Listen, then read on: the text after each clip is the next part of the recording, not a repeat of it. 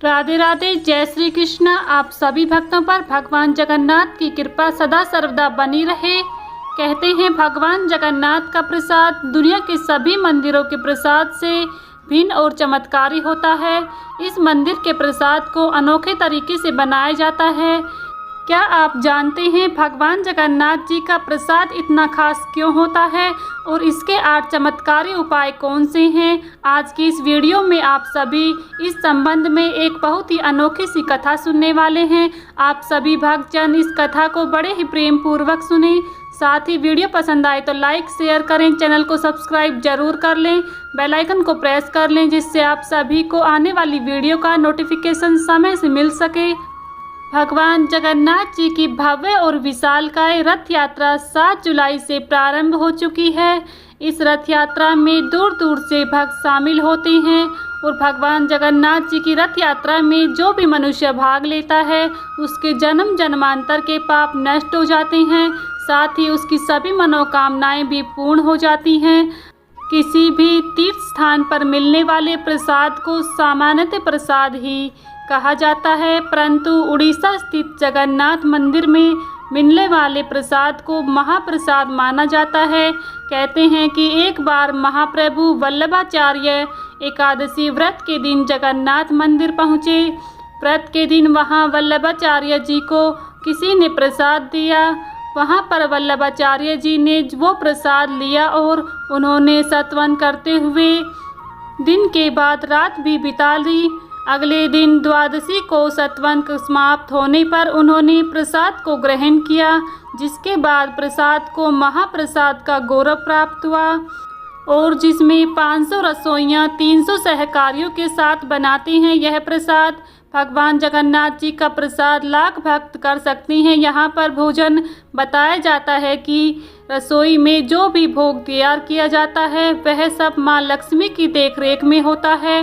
भोग के लिए रोजाना 56 तरह के भोग तैयार किए जाते हैं। ये सारे व्यंजन मिट्टी के बर्तनों में तैयार किए जाते हैं। मंदिर की रसोई में प्रसाद पकाने के लिए 7 बर्तन एक दूसरे के ऊपर रखे जाते हैं और सब कुछ लकड़ी पर ही पकाया जाता है।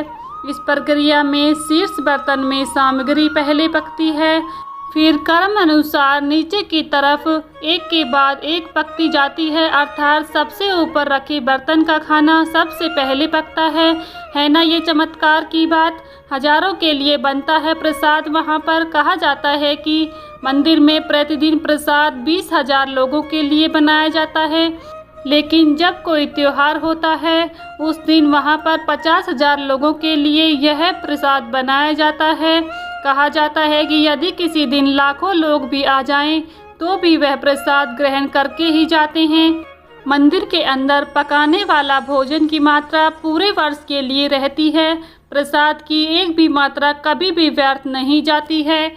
यहाँ पर विमला देवी नाम से माता पार्वती का एक मंदिर है। महाप्रसाद बनने के बाद सबसे पहले माता पार्वती जी को भोग लगाया जाता है और इसी के बाद भगवान जगन्नाथ जी को भोग चढ़ाते हैं। ऐसी मान्यता है कि एक बार माता लक्ष्मी ने भगवान की इच्छा से ही नारद मुनि को प्रसाद भगवान की अनुपस्थिति में दिया था। तभी से यह परंपरा है कि भगवान के समक्ष भोग ग्रहण नहीं किया जाता है। यह महाप्रसाद कैसे इस संसार में आया, इस संबंध में भी एक पौराणिक कथा प्रचलित है। एक दिन नारद मुनि कैलाश पर्वत पर शिवजी के दर्शन करने पहुँचे और उन्होंने श्री कृष्ण एवं उद्धव जी के बीच की वार्तालाप कर वर्णन उनके समक्ष किया। इस प्रसंग में उद्धव जी भगवान के महाप्रसाद की महिमा का गुणगान करते हुए कहते हैं, हे भगवान, आपकी महाप्रसादी माला सुगंधित तेल, वस्त्रों और आभूषणों और आपके उचित भोजन को स्वीकार करने से आपके भक्त आपकी माया शक्ति पर विजय प्राप्त कर लेते हैं। यह सुनकर नारद मुनि कहते हैं, हे कैलाशपति, यह सुनकर मेरे हृदय में भगवान विष्णु का महाप्रसाद चखने की तीव्र उत्कंठा जागृत हुई है। इस आशा से मैं वैकुंठ गया और पूर्ण भक्ति भाव से माता लक्ष्मी की सेवा करने लगा। 12 वर्षों तक सेवा करने के पश्चात एक दिन माता लक्ष्मी ने मुझसे पूछा, नारद, मैं तुम्हारी सेवा से अत्यंत प्रसन्न हूँ, तुम मनचाहा वर मांग लो।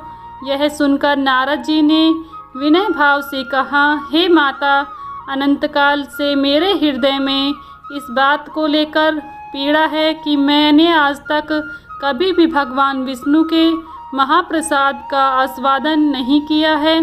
कृपा मेरी यह अभिलाषा पूरी कर दीजिए। यह सुनकर माता लक्ष्मी देवी दुविधा में पड़ गईं। कहने लगी, परंतु नारद जी, मेरे स्वामी ने मुझे कठोर निर्देश दिए हैं कि उनका महाप्रसाद किसी को भी ना दिया जाए।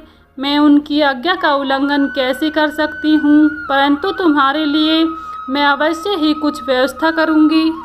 कुछ समय पश्चात माता लक्ष्मी ने भगवान विष्णु से अपने हृदय की बात कही और बताया कि तरह उन्होंने भूलवश नारद मुनि को भगवान का महाप्रसाद देने का वचन दे दिया है। यह सुनकर भगवान विष्णु ने कहा, हे प्रिय, तुमने बड़ी भारी भूल की है, परंतु अब क्या किया जा सकता है? तुम नारद मुनि को मेरी अनुपस्थिति में मेरा महाप्रसाद दे सकती हो। नारद मुनि ने आगे कहा, हे महादेव, आप विश्वास नहीं करेंगे, महाप्रसाद के मात्र स्पर्श से मेरा तेज और आध्यात्मिक शक्ति 100 गुना बढ़ गई। मैं दिव्य भाव का अनुभव करने लगा और सुनाने यहाँ आया हूँ। यह सुनकर कैलाशपति महादेव कहते हैं, हे नारद, निश्चित ही तुम्हारा तेज अलौकिक है, परंतु तुमने ऐसे दुर्लभ महाप्रसाद का एक कण भी मेरे लिए नहीं रखा। यह सुनकर नारद मुनि लज्जित हो जाते हैं, परंतु तभी उन्हें स्मरण हुआ कि उनके पास अभी भी थोड़ा महाप्रसाद बचा हुआ है। उन्होंने तुरंत उसे महादेव को दिया, जिसे उन्होंने अत्यंत सम्मान पूर्वक स्वीकार कर लिया। उसे ग्रहण करते ही श्री कृष्ण प्रेम में मस्त होकर भगवान से नृत्य करने लगे। उनके नृत्य की थिरकन से हिलने लगी और भूकंप सा महसूस होने लगा। तब भयभीत होकर माता पृथ्वी ने माता पार्वती से महादेव को शांत करने का निवेदन किया। बड़ी मुश्किल से माता पार्वती ने शिवजी को शांत किया और फिर उनसे इस उत्मंत नृत्य करने का कारण पूछा, जो कि शिवजी ने कहा कि इसका कारण बताया। यह सुनकर माता पार्वती रुष्ट होकर बोली, स्वामी, आपको महाप्रसाद मुझे भी देना चाहिए था। क्या आप नहीं जानते, मेरा नाम वैष्णवी है। आज मैं प्रतिज्ञा लेती हूँ कि यदि भगवान श्री हरि मुझ पर अपनी करुणा दिखाएंगे तो मैं प्रयास करूँगी कि उनका महाप्रसाद ब्रह्मांड के प्रत्येक व्यक्ति और देवता और यहाँ तक कि सभी प्राणियों को प्राप्त होगा। तभी आश्चर्यजनक रूप से उसी क्षण भगवान विष्णु माता पार्वती के वचन की रक्षा हेतु वहां प्रकट हुए और बोले, हे देवी पार्वती, मैं आपको वचन देता हूं कि मैं स्वयं तुम्हारी प्रतिज्ञा को पूर्ण करूंगा और पुरुषोत्तम क्षेत्र जगन्नाथपुरी में प्रकट होऊंगा और ब्रह्मांड में प्रत्येक जीव को अपना महाप्रसाद प्रदान करूंगा। इसलिए आज भी जगन्नाथ मंदिर में भगवान जगन्नाथ को भोग लगाने के पश्चात सर्वप्रथम प्रसाद विमला देवी माता पार्वती के मंदिर में अर्पित किया जाता है। और यही कारण है कि कोई भी भक्त प्रसाद कभी भी अर्चा विग्रह के सामने बैठकर ग्रहण नहीं करता है। ये है भगवान जगन्नाथ जी के महाप्रसाद की महिमा और इनके चमत्कार। इसीलिए आज भी भगवान जगन्नाथ जी अपने इस प्रसाद से जन जन का कल्याण कर रहे हैं। साथ ही जो भी मनुष्य इस महाप्रसाद को ग्रहण करता है उसके सभी पाप नष्ट हो जाते हैं और अंत में वह मोक्ष की प्राप्ति करता है। तो प्रेम से बोलिए भगवान जगन्नाथ जी की जय, माता लक्ष्मी की जय। अगर आप सभी को हमारी यह कथा पसंद आई है तो प्लीज़ वीडियो को लाइक ज़रूर करें, चैनल को सब्सक्राइब करके बेल आइकन को प्रेस करना ना भूलें, जिससे आप सभी को व्रत त्योहारों से जुड़ी संपूर्ण जानकारी देखने को मिलेंगी। मिलती हूँ नेक्स्ट वीडियो में, तब तक के लिए सभी को राधे राधे, जय श्री कृष्णा।